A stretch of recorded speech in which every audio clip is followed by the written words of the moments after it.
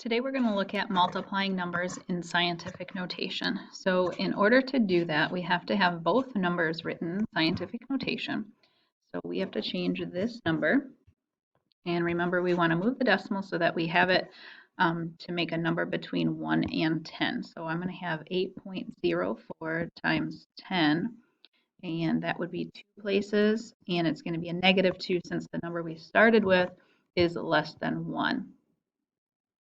So now, in order to multiply, we have to multiply the numbers out front. We don't have to have the same exponents, change anything. We can just leave it the way it is and multiply the numbers in the front. So 5.78 times 8.04 is 46.4712. And then we have times 10.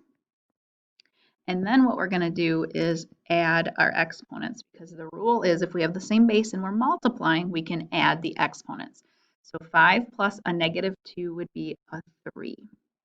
And then finally, we have to slide this guy back once, that decimal, because remember, we need that number between 1 and 10. So it's going to be 4.64712 times 10 to the 4th now, because now I have to move it 4 places to get it to the correct spot instead of 3. So that would be my final answer for that question.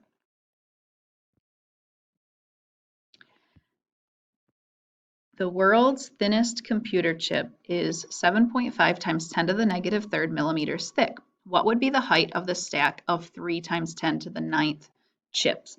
So we're going to have to multiply that. If 1 is the 7.5 times 10 to the negative 3rd, and our stack is going to be that many tall, we have to multiply them.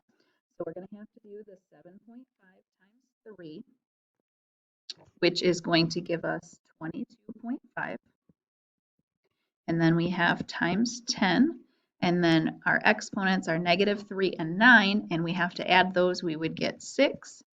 And our last step would be to slide that decimal back 1. So we have a number between 1 and 10. So 2.25 times 10. Now it's going to be to the 7th, because I have 7 spaces to move instead of 6 for my final answer. And our last question, the speed of a garden snail is about 8.3 times 10 to the negative 6 miles per second. If a garden snail moves at this speed in a straight line for 3.6 times 10 to the 3rd seconds, how far would it travel?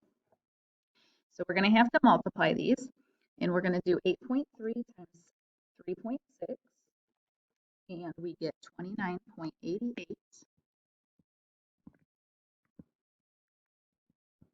times 10, and then we have to add our exponents. So we have a negative 6 and a 3 would be negative 3. And then we have to slide this decimal over 1 spot. So it's 2.988 times 10. And I have to move it negative 3, which means I have to go to the left 3. So I'm already going 1, so that means I only have to move negative 2 now, because I've already done 1 spot to the left. And if I wanted to keep going and write that out in a standard notation number, I would move that decimal back 2 more spots. So it would be right there,